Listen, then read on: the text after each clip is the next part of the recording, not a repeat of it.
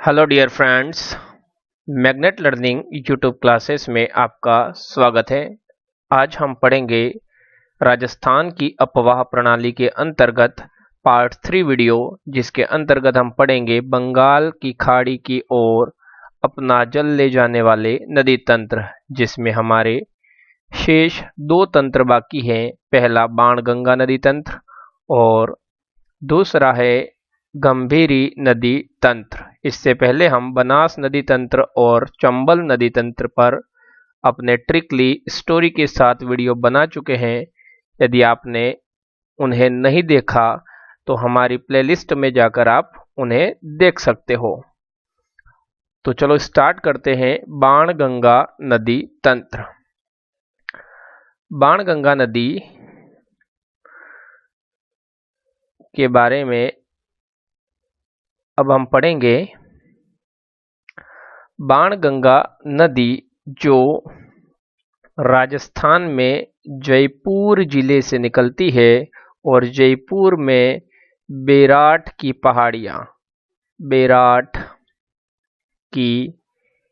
पहाड़ियों से बाणगंगा नदी निकलती है और इसके पश्चात यह नदी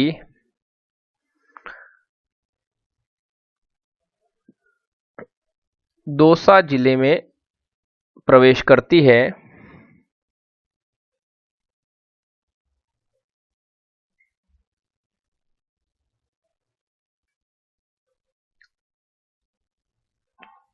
और दौसा के पश्चात यह नदी भरतपुर जिले में अपना जल ले जाती है, जहां पर इस नदी पर अजान बांध बना हुआ है। और अजान बांध जो बना हुआ है वह है घना पक्षी अभयारण्य के अंदर, जो भरतपुर में स्थित है। और इसके पश्चात यह नदी उत्तर प्रदेश में चली जाती है और वहां पर यह नदी आगरा जिले में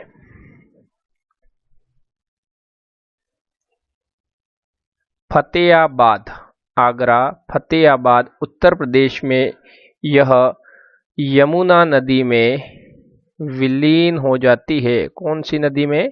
यमुना नदी में। ठीक है दोस्तों, अब इस नदी के बारे में स्पेशल जानते हैं कि यह नदी पहले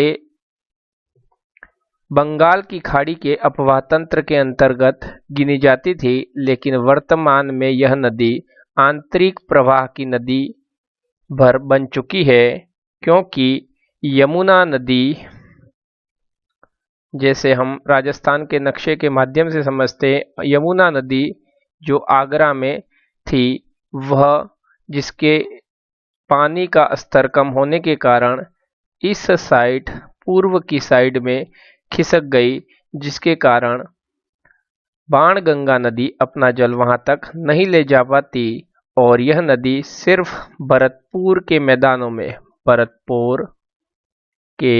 मैदानों में ही विलुप्त हो जाती है। इस कारण इस नदी को रुंडित नदी भी कहते हैं, रुंडित नदी।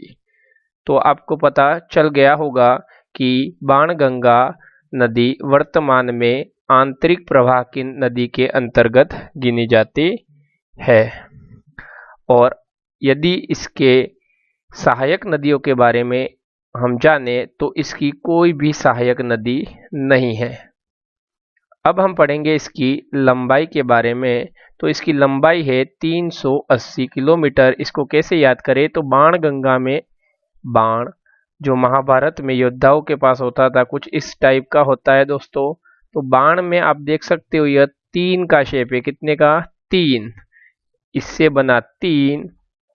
इस चीज को हमने तीर लगा दिया तो यह नदी, अब ये बाण का शेप 8 के जैसा हो गया और इसके पश्चात 0 हम अपनी तरफ से लगा देते हैं। तो 380 किलोमीटर इस नदी का लंबाई हो जाती है।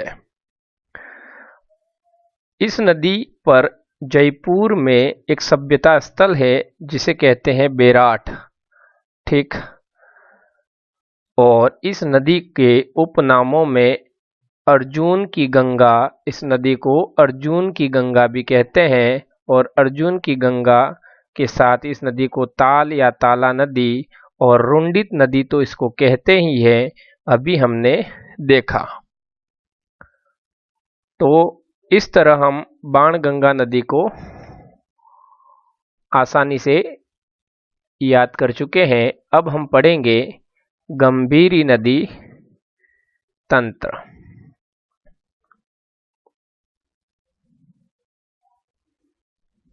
गंभीरी नदी तंत्र।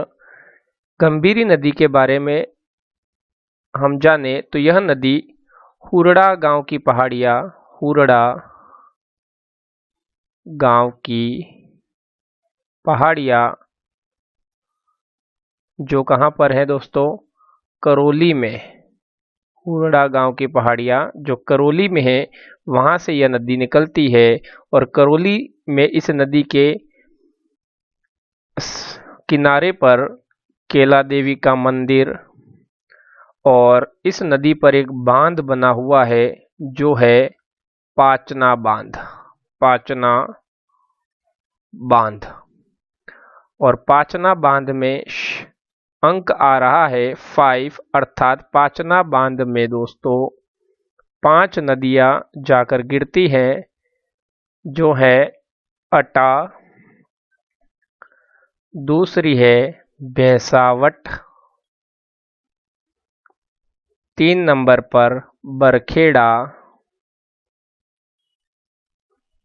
4 नंबर पर माची, और 5th जो नदी है दोस्तों वह है भद्रावती।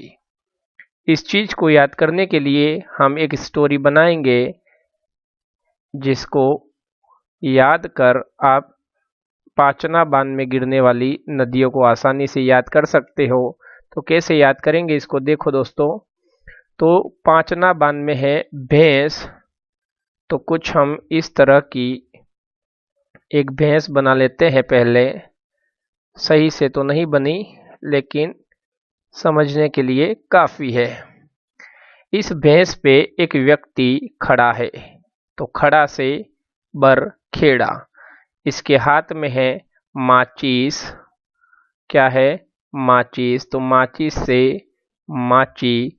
और अब ये एक धान के कटोरे या कोठे के पास जाता है, जिसके अंदर है आटा। क्या है दोस्तों, आटा। अब यह इस माचिस के माध्यम से इस आटे को जला देता है, और फिर आटे का जो दृश्य हो जाता है वह बड़ा भद्र हो जाता है, गंदा हो जाता है। तो भद्र से भद्रावती, इस तरह हम इसको याद कर सकते हैं। और इसी तरह हम इस चैनल पर पढ़ते भी हैं। बिना किसी बर्डन के हम कॉम्पिटिटिव एग्ज़ाम की तैयारी इस चैनल पर कराते हैं। तो आप इस चैनल को सब्सक्राइब कर लेना, और अपने दोस्तों को इसे शेयर करना भी ना भूलें। अब हम पढ़ते हैं गंभीरी नदी के बारे में और आगे। तो करौली से निकलकर यह नदी जाती है सवाई माधोपुर में। सवाई माधोपुर में 1 नंबर पर करौली, 2 नंबर पर सवाई माधोपुर। इसके पश्चात यह नदी पहुंचती है 3 नंबर पर भरतपुर में, और इसके पश्चात यह नदी आगरा होते हुए इटावा, उत्तर प्रदेश राज्य के इटावा जिले में मैनपुरी स्थान पर यह नदी यमुना नदी में विलीन हो जाती है। किसमें दोस्तों, यमुना नदी में, ठीक है। तो इस तरह हम इस नदी को भी याद कर चुके हैं। इस नदियों से संबंधित लंबाई और कुछ बचे कुचे तथ्यों को हम अलग से एक वीडियो में शामिल करेंगे। यहाँ पर वीडियो की लंबाई को देखते हुए हम यहाँ पर सिर्फ इसके उद्गम और प्रवाह क्षेत्र और इसे याद करने की बातें ही बार बार दोहराते हैं। अब गंभीरी नदी की एक सहायक नदी है जो है पार्वती नदी नंबर 2, क्योंकि एक पार्वती नदी पहले हम पढ़ चुके हैं बंगाल की खाड़ी के अफवाह तंत्र के अंतर्गत। यह नदी पार्वती जो है वह छावर गांव की पहाड़ियाँ, कौन सी पहाड़ियाँ दोस्तों? छावर गांव की पहाड़ियाँ जो आती हैं सपोटरा तहसील करौली में। ठीक दोस्तों, यहाँ से यह नदी निकलती है। इसके पश्चात अगाई गांव धौलपुर में यह नदी पहुँचती है और इसी के पास राजा खेड़ा तहसील धौलपुर में ही है वह, वहाँ पर यह नदी गंभीरी नदी में मिल जाती है। और अगाई गांव में दोस्तों यहाँ पर धौलपुर में पार्वती बांध, कौन सा बांध? पार्वती बांध बना हुआ है। ठीक, तो इसको कैसे याद करेंगे? तो इससे पहले हमने जब पार्वती नदी के बारे में चर्चा की थी तब वहाँ पर सेहरा शब्द आया था। ठीक है दोस्तों, जो देव का था। यहाँ पर पार्वती का संबंध हम वर से कर देते हैं, वर से छावर। ठीक है दोस्तों, और यहाँ पर जो वर होता है आपको भी पता है दोस्तों, क्या पहन के आता है उसके सर पर जब शादी करने आता है? तो साफा पहन के आता है दोस्तों। क्या? साफा। या फिर कह सकते हैं पार्वती जी के असली पति जो महादेव हैं वह अपने साथ क्या रखते हैं? साफ। क्या रखते हैं? साफ रखते हैं। ठीक है दोस्तों, इसके पश्चात अगाई, ठीक है, अगाई गांव में आती है यह नदी और राजा खेड़ा में गंभीरी नदी में मिल जाती है। तो पार्वती जी के जो पति हैं साफा पहन के आए, या जो शिव जी थे वह क्या थे? राजा थे। उनके लिए क्या थे? राजा थे। ठीक है दोस्तों, तो इस तरह हम गंभीरी नदी तंत्र को भी पूरा कर चुके हैं। और यदि आपने इस चैनल को अभी तक सब्सक्राइब नहीं किया है तो कर लें और इस वीडियो को लाइक शेयर करना ना भूलें। धन्यवाद।